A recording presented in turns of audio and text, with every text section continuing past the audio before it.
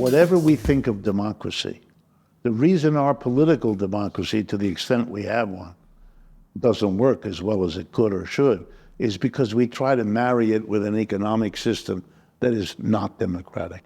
When you cross the threshold into your factory, your office, your store, you give up democracy. You are agreeing, by taking the job, to be told what to do, how to do, where to do it, when to do it, and that somebody else will tell you, we don't need you anymore, go home.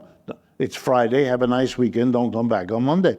I mean, it's incredible that we do that. That's not democracy. We have no say in that, you know.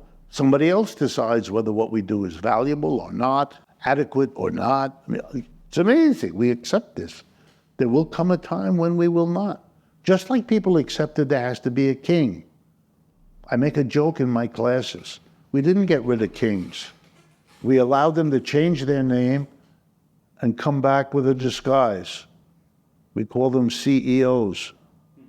That's what they are, little kings in their little kingdoms, where they sit in the prime office with lots of furnishings and lots of servants and tell everybody else what to do. We got rid of the king.